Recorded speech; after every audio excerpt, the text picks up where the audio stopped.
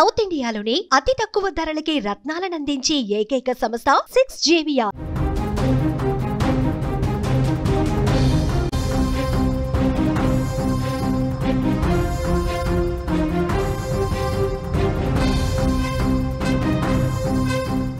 మరో breaking news చూస్తున్నాం. తెలంగాణలో భారీ వర్షాలు బీభత్సం సృష్టిస్తున్నాయి. ఎక్కడ చూసినా వాగులు వంకలు పొంగి పొర్లుతున్నాయి. రాజన్న సిరిసిల్ల జిల్లాలో కురుస్తున్న వర్షాలకు వాగులు ఉప్పొంగి ప్రవహిస్తున్నాయి. దీంతో లోతట్టు ప్రాంతాలన్నీ కూడా జలమయమయ్యాయి. కురిసిన వర్షాలకు రాజన్న సిరిసిల్ల జిల్లా ముస్తాబాద్ మండలం రామలక్ష్మణ పల్లె వద్ద వాగు గురురూపం దాల్చింది.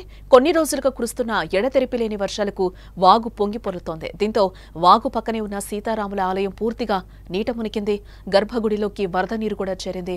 ఆలయం చుట్టూ వరద ప్రవాహం ఉధృతంగా ప్రవహిస్తుంది. దీంతో ఆలయంలోకి వెళ్లాలంటే భక్తులు కూడా భయపడుతున్న సిచ్యువేషన్ అయితే కనిపిస్తుంది. ఒకసారి మనం ఆ వాగు కూడా చూడొచ్చు. ఎంత ఘోరంగా కొట్టుకొస్తుందో కూడా మనకి వరద ఉప్పొంగుతుందో కనిపిస్తుంది. టోటల్ గా ఆలయం కూడా దాదాపు మునిగిపోయినట్లుగా కూడా కనిపిస్తుంది. అక్కడికి వెళ్లేలాగా కూడా కనిపించట్లేదని కూడా అధికారులు చెప్తున్నారు. ఈ ఆలయాన్ని కూడా ప్రస్తుతం మూసివేసినట్లుగా కూడా మనకి సమాచారం అందుతోంది. అంతేకాకుండా రామలక్ష్మణపల్లెకు వెళ్లే రోడ్డు కూడా వరద ప్రవాహానికి కొట్టుకుపోయినట్లుగా మనకి సమాచారం. దీంతో గ్రామానికి రాకపోకలు కూడా పూర్తిగా నిలిచిపోయాయి.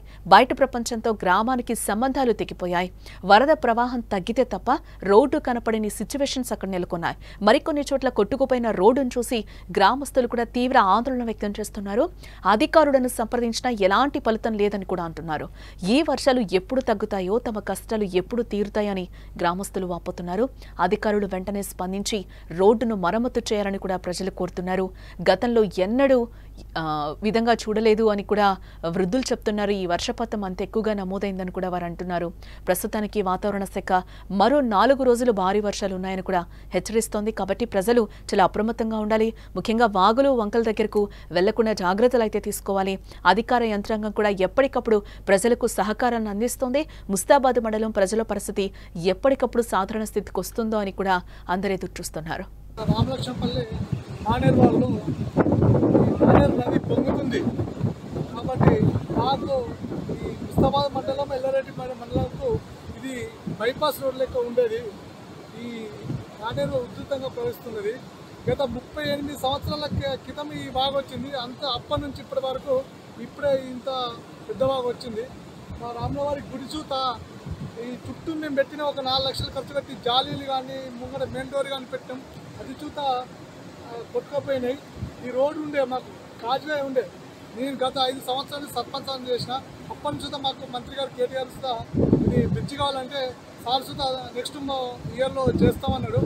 అంతర్లాగే ఈ మా ప్రభుత్వం పోయింది. ఇప్పటికైనా ఈ ప్రభుత్వం స్పందించి మాకు ఒక బ్రిడ్జ్ సాంగ్ చేసి మాకు ఈ ముస్తాబా మండలానికి ఎల్లవేడిపేట మన రాకపోకలు కల్పించాల్సిందిగా కోరుచున్నాం. మాకు ఎప్పుడైనా ప్రతి సంవత్సరం వర్షాలు వస్తే ఇదే ఇబ్బంది అవుతుంది. ఈ కాజ్వే కొట్టుకపోవడు మళ్ళీ పోయడానికి గవర్నమెంట్ 2 సంవత్సరాలు 2 నెలలు 3 నెలలు టైం పడుతుంది. ఇప్పుడు మా కాజ్వే తోటి బాగా ఇబ్బంది అవుతుంది. మాకు ఇక్కడే రాములవారి టెంపుల్ ఉంది పక్కనే. టెంపుల్కి పోయేతంటే కూడా చాలా ఇబ్బంది అవుతుంది మాకు ఎప్పుడు ప్రతి సంవత్సరం. ఇదే ఈ కాజ్వే పైన మాకు బ్రిడ్జ్ శాంక్షన్ చేస్తే మాకు చాలా సంతోషం. మన గవర్నమెంట్ అయినా ఇప్పటికైనా చర్య తీసుకొని మాకు ఈ బ్రిడ్జి మంజూరు చేయగలని మేము మనవి చేస్తున్నాం.